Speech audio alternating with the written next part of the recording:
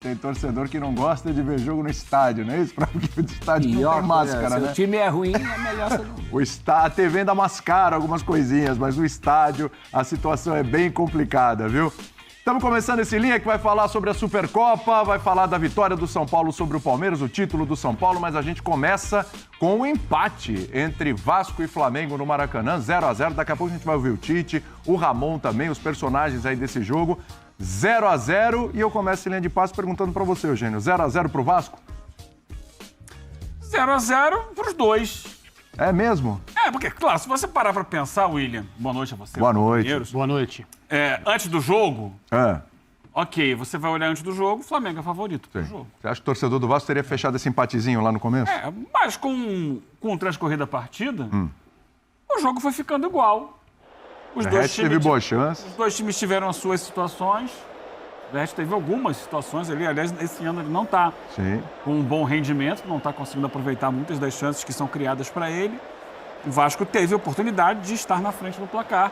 É claro que, quando você pensa que no finalzinho do jogo tem um pênalti para o Flamengo, tem um pênalti que parece que vai decidir tudo. É o Gabigol que vai bater, né? O Gabigol que vai bater, que não costuma perder.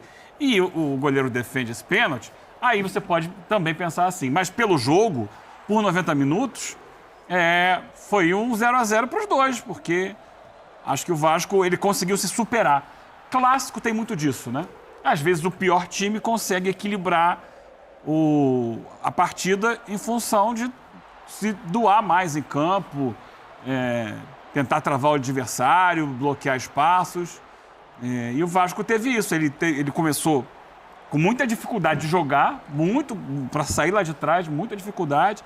Mas já do meio para o final do primeiro tempo, ele já era um time mais solto, que conseguia chegar, que conseguia criar.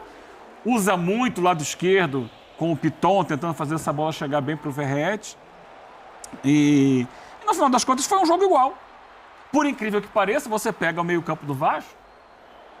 O Vasco jogou numa espécie de 5-3-2. E o Vasco tem uma carência gigantesca de jogadores de meio campo. Então começou com o Jair, que saiu, né? Com o Zé Gabriel e com o David, jogando ali num dublê de terceiro homem de meio, saindo para tentar se juntar aos atacantes. Contra o meio campo de Flamengo, que tinha Pulgar, De La Cruz, Gerson e Arrascaeta. Uma diferença gigantesca. Enorme. No campo, com o passar do jogo, isso não se viu. Então, acho que foi um empate para os dois. O Vasco poderia ter vencido o jogo também. Nós estamos vendo aí algumas Esse gol que o Verratti perde é algo inacreditável. Inacreditável. O primeiro ainda ok, acontece. Mas esse realmente, ó... Que liga um alerta para o Flamengo, que deveria ter vencido o jogo, mas para isso deveria ter jogado melhor. E não pode iludir o Vasco, porque há muita carência no elenco ainda. A superação desse jogo de hoje não pode sugerir que o Vasco esteja pronto para uma temporada que, pelo contrário.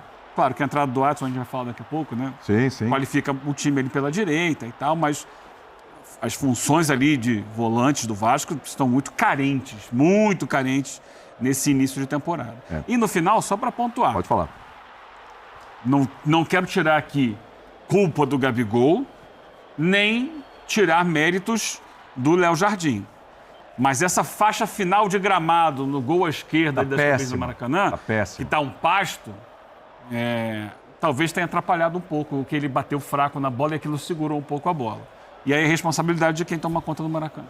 Sem dúvida nenhuma. Mas muito mérito do Léo Jardim. Acertou o canto, foi lá. E esse é o lance do pênalti aí, que daqui a pouco a gente pode até discutir, mas pelo que a gente estava conversando, inclusive, antes do programa, acho que não tem muita discussão. Foi pênalti mesmo. É a cobrança do Gabigol, para quem não viu lá. Olha o que está falando aqui, Rogério. Fraquinho. Bateu fraquinho. E acho que isso o gramado ajuda a tirar um pouco da... Dá essa impressão, Eugênio. Também tem essa impressão que o estado do gramado ali ainda tira mais ainda a velocidade da bola. Pode falar, André. Como ele não conseguiu deslocar o Léo Jardim, como que o Gabriel faz os gols de pênalti? Ele normalmente desloca o goleiro, a bola não precisa nem ser muito forte, nem muito precisa para entrar. Se o Léo cai para o outro lado, essa bola entra, mesmo não estando muito próxima da trave. São 51 pênaltis cobrados pelo Gabriel com a camisa do Flamengo, esse é o 8º erro. Isso, Alguma coisa assim. Alguma coisa assim. Se não for o 8º, é o 9º erro. Posso não estar... Foi o 8º. Foi o 8º. O Léo Jardim é o terceiro goleiro a conseguir defender um pênalti do Gabigol, porque a maioria ele bateu na trave quando errou. Lembrando que o Gabriel... Boa noite a todos. Claro, Boa William, noite. eu já me antecipei aqui, não sei se você pretende... Imagina, fica à vontade, fica à vontade. O Gabriel prometeu ao Zico fazer 35 gols nessa temporada. Ele teve a oportunidade hoje, como teve na última apresentação do Flamengo. Uma infelicidade, o pênalti é isso mesmo. Eu acho que foi, acima de tudo, o mérito do goleiro do Vasco, que foi muito bem na bola e se aproveitou de uma batida que não...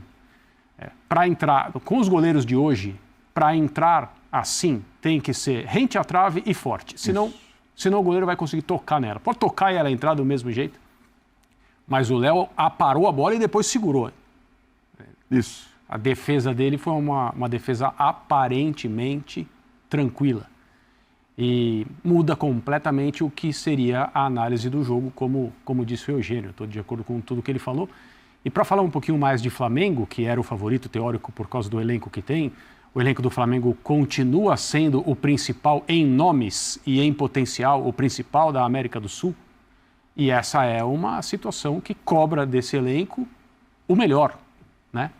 A gente está observando um momento do Flamengo e deu para ver no momento, na hora da substituição no segundo tempo, quando saiu a dupla Pedro Cebolinha para entrar a dupla Gabriel e Bruno Henrique, os dois jogadores que dividiram as honras de melhor jogador do Flamengo no glorioso e encantador ano de 2019, hoje tem a sua titularidade discutida, é o debate. Se a gente lembrar de três últimas imagens, aquele amistoso nos Estados Unidos, que o Flamengo sai na frente, permite o empate. E toda a gritaria talvez seja uma palavra muito forte, mas toda a repercussão negativa o momento sem a bola continua com um defeito, o Flamengo continua permissivo, achando que o jogo acabou, é aquela coisa de sempre, se o Tite não cuidar disso, vai acontecer a mesma coisa que aconteceu com os outros técnicos. São uma pré-temporada, um jogo que teoricamente não é nem de competição. Aí tem a vitória sobre o Sampaio Corrêa. Legal. O Gabriel já entregou um dos gols ao Zico nesse jogo. Mas o Sampaio Corrêa, gente. Clássico com o Vasco, independentemente de ser no começo da Taça Guanabara. É a rivalidade. É clássico, um peso enorme. É clássico com o Vasco, é jogo de competição 100% das vezes. E o Flamengo, como disse o Eugênio, também concordo, deveria ter vencido o jogo. Mas não jogou para isso. E continua a discussão. Ninguém sabe, né, se o Tite vai continuar insistindo com Pedro Cebolinha. As coisas não estão bem, ou é preciso conter os minutos porque a temporada é longa, aí entram Gabriel e Bruno Henrique. Ele é um treinador que já se mostrou evidentemente capaz de lidar com esse tipo de ambiente, né, com jogadores consagrados e